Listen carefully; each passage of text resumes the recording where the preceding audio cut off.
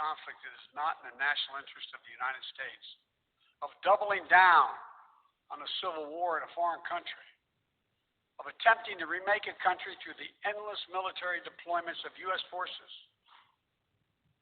Those are the mistakes we cannot continue to repeat because we have significant vital interest in the world that we cannot afford to ignore. I also want to acknowledge how painful this is to so many of us.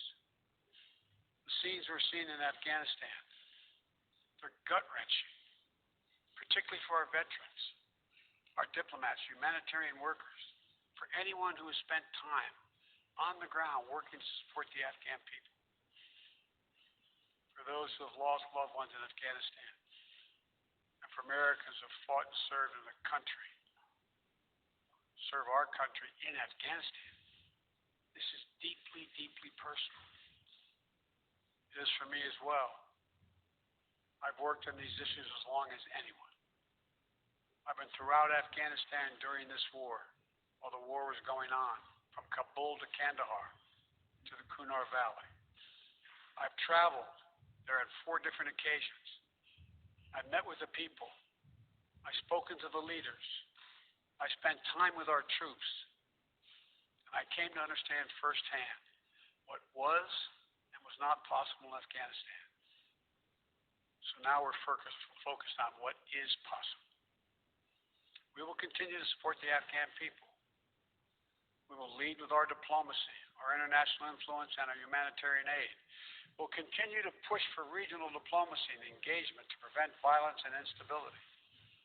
We'll continue to speak out for the basic rights of the Afghan people, of women and girls, just as we speak out all over the world. I've been clear that human rights must be the center of our foreign policy, not the periphery. But the way to do it is not through endless military deployments. It's with our diplomacy, our economic tools, and rallying the world to join us. Let me lay out the current mission in Afghanistan. I was asked to authorize, and I did, 6,000 U.S. troops to deploy to Afghanistan for the purpose of assisting in the departure of U.S. and allied civilian personnel from Afghanistan, and to evacuate our Afghan allies and vulnerable Afghans to safety outside of Afghanistan.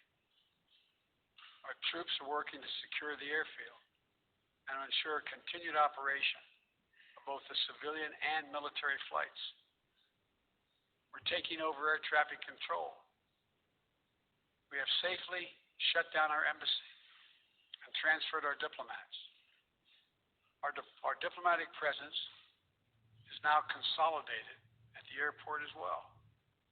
Over the coming days, we intend to transport out thousands of American citizens who have been living and working in Afghanistan. We'll also continue to support the safe departure of civilian personnel of our allies who are still serving in Afghanistan. Operation Allies Refugee, which I announced back in July, has already moved 2,000 Afghans who are eligible for special immigration visas and their families to the United States. In the coming days, the U.S. military will provide assistance to move more SIV-eligible Afghans and their families out of Afghanistan.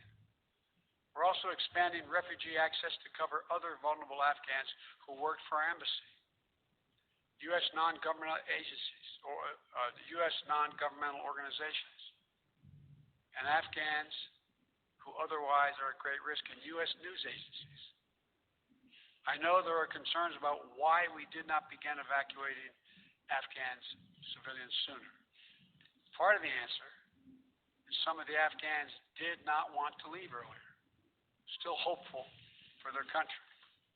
And part of it because the Afghan government and its supporters discouraged us from organizing a mass exodus to avoid triggering, as they said, a crisis of confidence. American troops are performing this mission as professionally and as effectively as they always do, but it is not without risks. As we carry out this departure, we have made it clear to the Taliban If they attack our personnel or disrupt our operation, the U.S. presence will be swift and the response will be swift and forceful. We will defend our people with devastating force if necessary.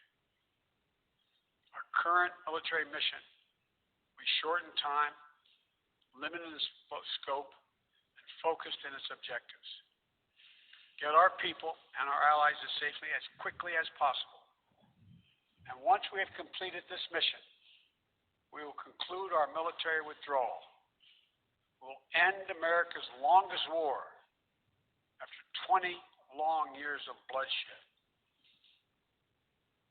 The events we're seeing now are sadly proof that no amount of military force would ever deliver a stable, united, secure Afghanistan, as known in history as the graveyard of empires. What's happening now could just as easily happen 5 years ago or 15 years in the future. You have to be honest. Our mission in Afghanistan has taken many missteps, made many missteps over the past 2 decades. I'm now the 4th American president to preside over war in Afghanistan. 2 Democrats and 2 Republicans. I will not pass this responsibility on to a 5th president. I will not mislead the American people by claiming that just a little more time in Afghanistan will make all the difference. I'm deeply saddened by the facts we now face.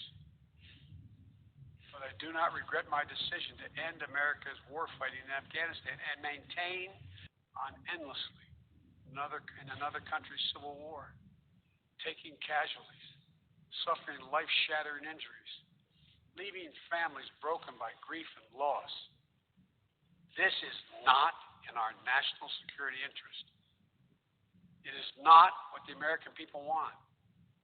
It is not what our troops, who have sacrificed so much over the past 2 decades, deserve. I made a commitment to the American people when I ran for president that I would bring America's military involvement in Afghanistan to an end. While it's been hard and messy, and yes, far from perfect, I've honored that commitment. More importantly, I made a commitment to the brave men and women who serve this nation that I wasn't going to ask them to continue to risk their lives in a military action that should have ended long ago. Our leaders did that in Vietnam when I got here as a young man. I will not do it in Afghanistan. I know my decision will be criticized, but I would rather take all that criticism than pass this decision on to another president of the United States, yet another one, a 5th one. Because it's the right one, it's the right decision for our people, the right one for our brave service members who risk their lives serving our nation.